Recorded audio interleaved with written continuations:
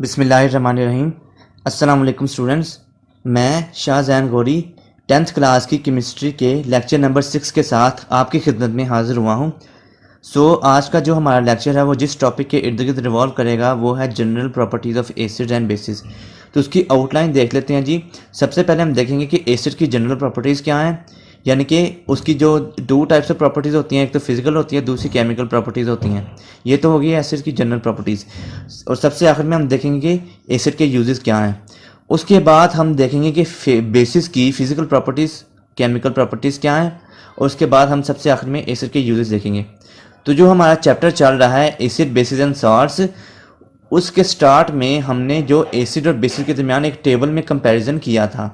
ठीक है, अगर आपको याद हो तो जो कंपैरिजन है वो इंडिविजुअली अगर हम देखें तो वो वही एसिड और बेसिस की फिजिकल प्रॉपर्टीज़ हैं। तो यहाँ हम एसिड और बेसिस की फिजिकल प्रॉपर्टीज़ नहीं पढ़ेंगे, क्योंकि वो हमने सबसे पहले लेक्चर में, आई थिंक जो इस चैप्टर का सबसे पहला लेक्चर था उसमें हमने देख ली थी। वो एसिड और बेसिस के दरमियान एक टेबुलर फॉर्म में कंपैरिजन था, तो वो हमने देख लिया था। तो हम एसिड और बेसिस की फिजिकल प्रॉपर्टीज़ यहाँ नहीं देखेंगे। हम यहाँ से जो एसिड की केमिकल प्रॉपर्टीज़ हैं उससे स्टार्ट करेंगे। एक बात मैं आपको बताता चलूँ कि जो केमिकल प्रॉपर्टीज़ होती हैं ना, उसमें रिएक्शंस होते हैं, यानी कि जो एसिड्स हैं या बेसिस हैं या जो साल्ट्स हैं, ठीक है ना, वो दूसरे जो स्पीशीज़ वगैरह हैं, मतलब डिफरेंट टाइप की हो सकती हैं चीज़ें, उनके साथ कैसे कैसे रिएक्शन करते हैं ये। ठीक है, तो सबसे पहले जो एसिड की केमिकल प्रॉपर्टी है सबसे पहली है वो है रिएक्शन विद मेटल। तो एसिड मेटल के साथ रिएक्शन कैसे करता है? Acids react explosively with metal like sodium, potassium and calcium. तो हमें ये पता चला इससे कि जो एसिड है वो सोडियम, पोटाशियम और कैल्शियम, ये तीनों ही मेटल्स हैं और उनके साथ एक्सप्लोसिवली रिएक्शन करता है। यानी कि जब एसिड मेटल के साथ रिएक्शन करता है तो एक धमाकेदार रिएक्शन होता है, यानी कि एक्सप्लोजन होती है एक। इसमें एक एक्सेप्शन ये आ जाती है कि जो डाइल्यूट एसिड होते हैं, जैसे कि HCl है, H2SO4 हैं, उनके साथ एसिड मॉडरेटली रिएक्शन करते हैं, यानी कि एक्सप्लोसिवली रिएक्शन नहीं करते, धमाकेदार रिएक्शन नहीं करते। ठीक है, और ये जो मेटल्स हैं उनमें मैग्नीशियम, जिंक, फेरस, जिसे हम आयरन कहते हैं, और एल्यूमिनियम, ये जो हैं रिएक्टिव मेटल्स हैं। अब और रिएक्टिव मेटल्स डाइल्यूट एसिड के साथ रिएक्शन करेंगी तो ये रिएक्शन एक्सप्लोसिव नहीं होगा। तो उससे क्या होगा जी, एक तो मेटेलिक सॉल्ट्स बनेंगे और दूसरा हाइड्रोजन गैस बनेगी। ठीक है, तो जिंक ने सल्फ्यूरिक एसिड के साथ H2SO4 के साथ रिएक्शन किया तो उसके नतीजे में ZnSO4 यानी जिंक सल्फेट बना और साथ में हाइड्रोजन गैस बनी।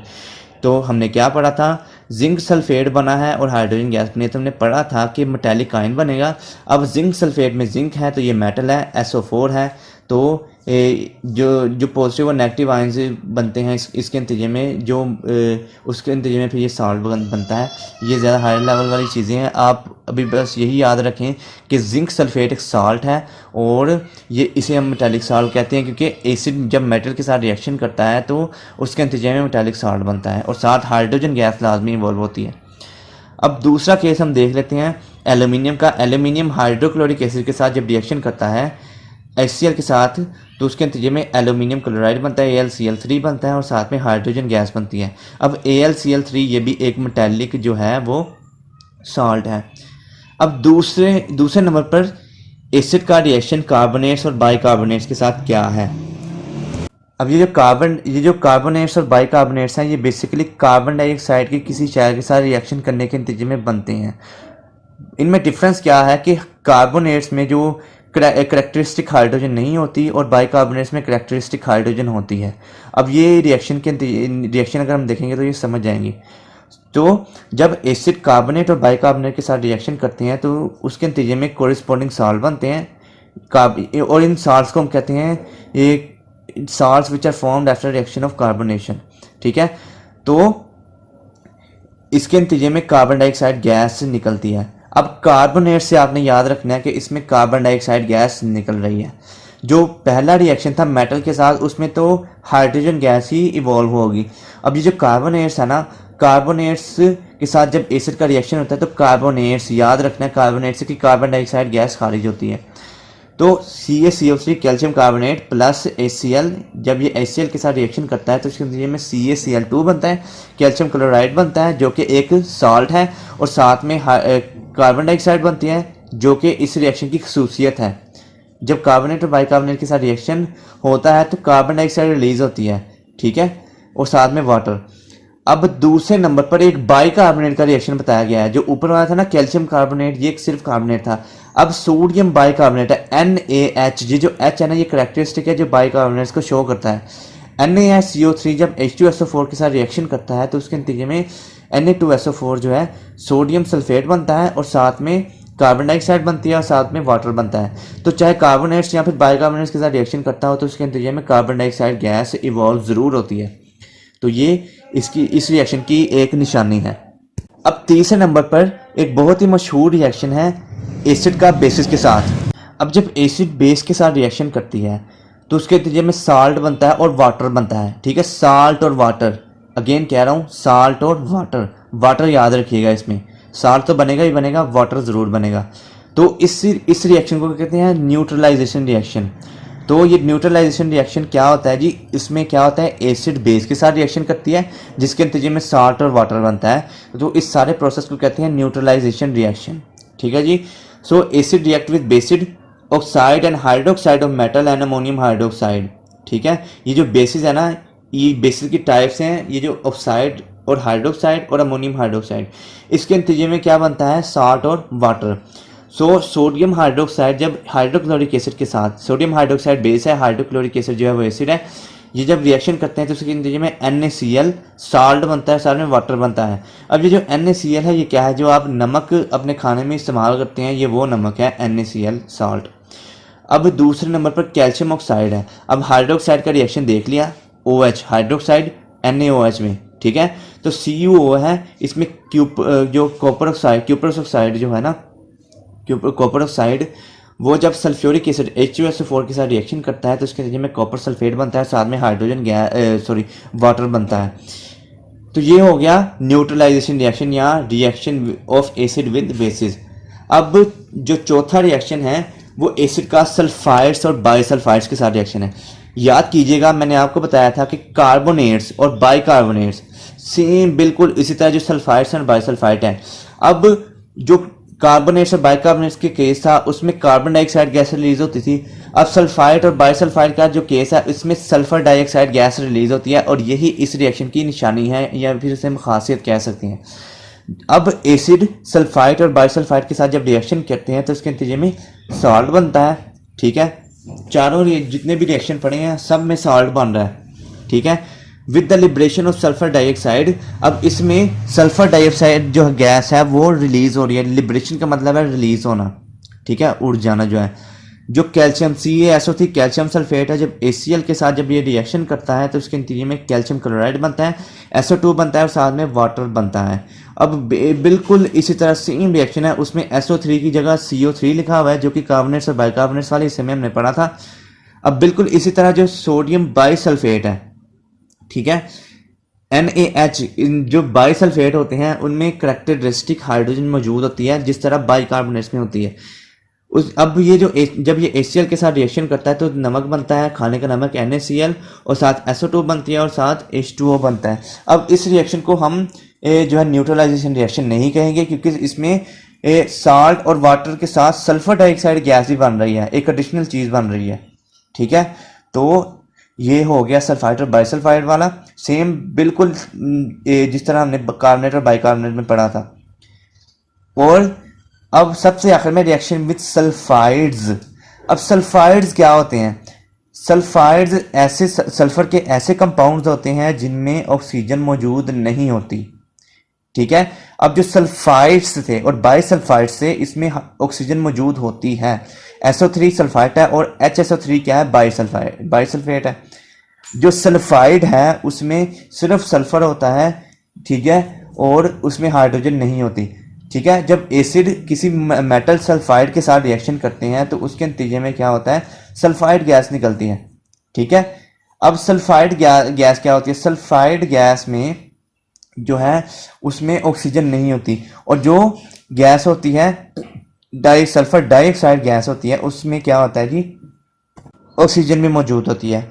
तो जब एसिड मेटल सल्फाइड के साथ रिएक्शन करते हैं, एक मेटल सल्फाइड है FeS, उसके साथ फेरस सल्फाइड से कहते हैं हम, उसका जब रिएक्शन होता है H2SO4 यानी हाइड्रोक्लोरिक एसिड से, तो क्या बनता है, फेरस सल्फेट बनता है और साथ में H2S जो है यानी कि हाइड्रोजन सल्फाइड जो है वो गैस बनती है। तो ये जब सल्फाइड्स के साथ रिएक्शन होता है तो हाइड्रोजन सल्फाइड गैस का निकलना ये शो करता है कि किसी सल्फाइड के साथ एसिड का रिएक्शन हुआ है, तो ये एक निशानी है इसकी। अभी यहाँ जो है एक टेबल है जिसमें कुछ कुदरती तौर पर पाए जाने वाले एसिड हैं और उनके जो सोर्सेज हैं वो लिखे हुए हैं। जिस तरह सिट्रिक एसिड का सोर्स है सिट्रस फ्रूट, या जिस तरह कि लेमन है, ऑरेंजेस है। लैक्टिक एसिड हमें मिल्क से मिलता है, जो सोर मिल्क है यानी ख़राब दूध होता है, खट्टा दूध जो होता है। फॉर्मिक एसिड हमें मिलता है जो है चूंटियों से या फिर शहद की मक्खी के डंक से, स्टिंग्स ऑफ बीज। उसके अलावा जो ब्यूटारिक एसिड है वो रेंसिड बटर यानी कि जो बासी मक्खन है उससे मिलता है। उससे टाटारिक एसिड जो है उस वो ग्रेप्स एप्पल्स वगैरह से, टमारिन यानी इमली में ये मौजूद होता है। और इस तरह मेलिक एसिड है वो एप्पल्स में मौजूद होता है, और मेलिक एसिड के साथ एप्पल में टाटारिक एसिड भी मौजूद होता है। अब इसके अलावा यूरिक एसिड हमारे यूरिन में मौजूद होता है, जिस भी एनिमल का यूरिन हो उसमें यूरिक एसिड मौजूद होता है। इस तरह स्टीरिक एसिड होता है वो फैट्स में। अब स्टीरिक लफ्ज़ निकला है स्टीरॉयड से, और स्टीरॉयड्स जो होते हैं वो फैट्स होते हैं, चिकनाइयाँ होती हैं। अब हम देखेंगे जी केमिकल प्रॉपर्टीज़ ऑफ बेसिस। अब बेसिस की केमिकल प्रॉपर्टीज़ क्या है, वो इसमें भी रिएक्शंस ही आएंगे। इसकी फिजिकल प्रॉपर्टीज़ हमने चैप्टर के शुरू में पढ़ ली थी, एसिड के साथ साथ एक टेबुलर फॉर्म में कंपैरिजन था। तो इसमें क्या है जी, सबसे पहले एसिड के साथ रिएक्शन है। याद कीजिए मैंने आपको बताया था जब जो एसिड हैं और बेसिस हैं जो आपस में रिएक्शन करते हैं तो उसके नतीजे में साल्ट और वाटर बनता है, और इसे कहते हैं न्यूट्रलाइजेशन रिएक्शन। ठीक है ना। तो when base react with acid it form salt and water, it is a neutralisation reaction. तो इसमें क्या होता है जी, एक रिएक्शन है, इसकी एग्जांपल है KOH है सल्फ्यूरिक एसिड के साथ। KOH यानी पोटेशियम हाइड्रोक्साइड है, ये सल्फ्यूरिक एसिड के साथ रिएक्शन करता है, उसके नतीजे में K2SO4 पोटेशियम जो सल्फेट बनता है, और साथ में जो वाटर है वो बनता है। दूसरे नंबर पर रिएक्शन विद अमोनियम साल्ट्स। अब अमोनियम साल्ट वो साल्ट होते हैं जिनमें जो अमाइन NH3 ग्रुप है वो मौजूद होता है। यानी कि आप कह सकते हैं जो अमोनिया के रिएक्शन में वो किसी चीज़ के साथ वो रिएक्शन में बनते हैं। ठीक है जी। तो NH4Cl क्या है जी, अमोनियम क्लोराइड है। अमोनियम क्लोराइड जब NaOH क्या है, बेस है। हाइड्रोक्साइड जो है ग्रुप वो अमूमी तौर पर ज़्यादातर बेसिस का ग्रुप है। तो NH4Cl अमोनियम क्लोराइड जो है वो NaOH यानी कि सोडियम हाइड्रोक्साइड जो कि बेस है उसके साथ जब रिएक्शन करता है तो उसके नतीजे में NaCl यानी कि खाने का नमक बनता है, और साथ में अमोनिया गैस रिलीज होती है NH3, और साथ में हाइड्रोजन गैस जो है वाटर है वो साथ में बनता है। तो ये न्यूट्रलाइजेशन रिएक्शन नहीं है। ठीक है। इसमें जो अमोनिया गैस है वो रिलीज हो रही है। अब इसके अलावा जो है NH4 जब ये कैल्शियम हाइड्रोक्साइड के साथ रिएक्शन करता है तो उसके नतीजे में जो है कैल्शियम सल्फेट बनता है, साथ में NH3 जो है वो गैस बनती है, साथ में वाटर बनता है। तो जो NH3 गैस का रिलीज़ होना है, लिबरेशन होना है, वो बेसिस का अमोनियम साल्ट के साथ रिएक्शन की निशानी के तौर पर आप इसे ले सकते हैं। NH3 अमोनिया को शो करता है और अमोनियम साल्ट के साथ रिएक्शन है। तो ये बात आप याद रखिएगा जब आप इसे याद कर रहे हो। अब जो बेसिस का जो तीसरा रिएक्शन है वो हाइड्रोक्साइड की प्रेसिपिटेशन में भी बेसिस यूज़ होती हैं। अब प्रेसिपिटेशन क्या होती है जी, मैं आपको कहता हूँ कि बेस जो बेस है किसी दूसरी क्या उसे कहते हैं किसी चीज़ के साथ रिएक्शन करती हैं तो उसके नतीजे में क्रिस्टल बनना शुरू हो जाते हैं किसी सोल्यूशन में। अब सोल्यूशन में जो क्रिस्टल बनते हैं ना, क्रिस्टल चाहे जो चीज़ें होती हैं उन्हें कहते हैं प्रेसिपिटेशन। यहाँ पे क्रिस्टल चाहे चीज़ें ना बने तो एक जो है ना स्लैमी सा स्ट्रक्चर बन जाता है। कई दफ़ा मतलब कुछ सॉलिड चीज़ बन जाती हैं, क्रिस्टल की स्वरूप में मौजूद हो सकती है, और वैसे भी वो एज अ मतलब जो जिसे आप कह सकते हैं एज अ इस तरह के आप कहते हैं कि किसी पैनले में कुछ चीज़ बैठ गई है। ठीक है ना। तो ये होता है प्रेसिपिटेशन। फिर से बता रहा हूँ प्रेसिपिटेशन क्या होता है कि जब बेसिस जो है वो किसी ऐसी चीज़ के साथ रिएक्शन करती हैं जिसके नतीजे में एक क्रिस्टल वगैरह बनने शुरू हो जाए सोल्यूशन के अंदर, तो उसे हम कहते हैं जी प्रेसिपिटेशन। सो अल्कलीज प्रेसिपिटेट इनसोल्युबल हाइड्रोक्साइड, ठीक है ना। जो अल्कलीज होती हैं, याद हो आपको अल्कलीज के वाले से मैंने बताया था कि अल्कलीज बेसिस ही होती हैं, ठीक है ना। तो अल्कलीज कुछ सर्टन एक बेसिस की टाइप हैं, ठीक है। तो अल्कलीज जो हैं, जब अल्कलीज क्या करती हैं, इनसोल्युबल हाइड्रोक्साइड की प्रेसिपिटेशन में मदद करती हैं। कैसे? जब इनके साथ सॉल्यूशन में हैवी मेटल के साल्ट रिएक्शन करें। फॉर एग्जांपल मैं आपको कहता हूँ, सो कॉपर का कुछ साल्ट हो गया, आयरन का, जिंक का, लेड का, कैल्शियम का, ठीक है। इसकी सबसे पहले जो एग्जांपल है कॉपर सल्फेट है, ठीक है। कॉपर सल्फेट क्या है जी? साल्ट ऑफ हैवी मेटल है। इसका रिएक्शन किसके साथ हुआ है? NaOH, ठीक है। ये क्या है? एक अल्कली है, ठीक है। अब अल्कली का रिएक्शन हो रहा है साल्ट ऑफ हैवी मेटल के साथ, ठीक है। तो उसके नतीजे में क्या बनता है? सी कॉपर हाइड्रोक्साइड बनता है और साथ में Na2SO4 बन रहा है। अब ये जो कॉपर हाइड्रोक्साइड है ना, ये बेसिकली क्या है? ये इनसोल्युबल हाइड्रोक्साइड बना है, ठीक है। मैं आपको फिर से ये बताता चलूँ कि प्रेसिपिटेशन कैसे होती है। जब अल्कली जो होती है, ठीक है ना, अल्कली रिएक्शन करती है किसी हैवी मेटल के साल्ट से, तो उसके नतीजे में जो इसके रिएक्शन के नतीजे में सॉल्यूशन के निचले हिस्से पर यानी पैंदे पर क्या चीज़ बनती है? इनसोल्युबल हाइड्रोक्साइड बनता है, यानी कि उसे हम अलग कर सकते हैं। जिस तरह आप पानी में कंकड़ पत्थर नहीं फेंकते तो वो उसमें हल नहीं होते, तो उन्हें हम आसानी से अलग कर सकते हैं। इसी तरह ये जो इनसोल्युबल हाइड्रोक्साइड जो हैं वो बनते हैं, इन्हें हम फिल्ट्रेशन के ज़रिए अलग कर सकते हैं। ये सारे एग्जांपल हैं। ये मैं जस्ट आपको प्रेसिपिटेट्स जो हैं वो उनके नेम और साथ में उनके जो पीपीटीज हैं, उसका कलर है वो बताता चलूँ। कॉपर हाइड्रोक्साइड है, उसका ब्लू कलर है। जिंक हाइड्रोक्साइड है, उसका वाइट कलर है। फेरस हाइड्रोक्साइड है, उसका ब्राउन कलर है। जो है प्लम्बस हाइड्रोक्साइड यानी कि लेड हाइड्रोक्साइड है, उसका PB लेड का सिंबल है, उसका वाइट कलर है। कैल्शियम हाइड्रोक्साइड है, इसका भी वाइट कलर है। और फेरस हाइड्रोक्साइड है, उसका डर्टी ग्रीन कलर है। तो ये सारे के सारे जो रिएक्शंस हैं वो प्रेसिपिटेशन रिएक्शन, जो प्रेसिपिटेशन है हाइड्रोक्साइड की, वो हो रही है। तो ये थोड़ा सा ज़रा इतना टेक्निकल सा था, तो आप इसे देख लीजिएगा। तो अब हमारा सबसे ये जो लास्ट टॉपिक है हमारा, वो है यूजेस ऑफ बेसिस। जिस तरह हमने एसिड के यूज़ पढ़े थे, आई थिंक एसिड के यूज़ जो हैं मैंने छोड़ दिए हैं। चलें ठीक है, वो आपको बेसिस के यूजेस के साथ ही मैं करवा देता हूँ। हाँ जी, तो सबसे पहले हम देखते हैं यूजेस ऑफ एसिड, ठीक है जी। सबसे पहला sulphuric acid. Sulphuric acid is use to manufacture fertiliser, यानी कि सल्फ्यूरिक एसिड खाद्य बनाने में इस्तेमाल होता है। जिस तरह के अमोनियम सल्फेट है, कैल्शियम सुपर फॉस्फेट है, ठीक है, ये दो खाद्य हैं। अब एक्सप्लोसिव बनाने में भी इस्तेमाल होता है, यानी कि धमाका, जो चीज़ें धमाका करती हो, यानी बम वगैरह बनाने के लिए भी। और साथ पेंट्स हैं, पेंट्स बनाने के लिए भी इस्तेमाल होता है। डाई भी बेसिकली ये पेंट्स ही होती हैं, कलर वो होते हैं ये, वो बनाने के लिए। ड्रग्स यानी कि अद्वियात बनाने के लिए भी इस्तेमाल होता है, ठीक है। Drug is a term use for medicine, और ठीक है, दवाई के लिए यूज़ होती है। अच्छा, it is also use in electrolyte in lead storage batteries. अब जो लेड स्टोरेज बैटरीज हैं उसमें ये इलेक्ट्रोलाइट के तौर पर भी यूज़ होता है। इलेक्ट्रोलाइट आपने 9th में पढ़ा था, एक पूरा चैप्टर था इलेक्ट्रोलिसिस का, इलेक्ट्रोकेमिस्ट्री था उस चैप्टर का नाम, उसमें आपने इलेक्ट्रोलाइट के हवाले से पढ़ा हुआ है।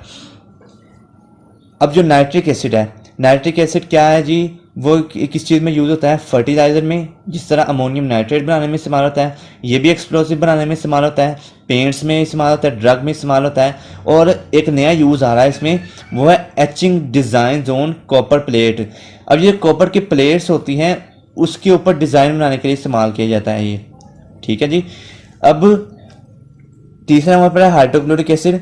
इसे मेटल्स की क्लीनिंग के लिए इस्तेमाल किया जाता है, ठीक है।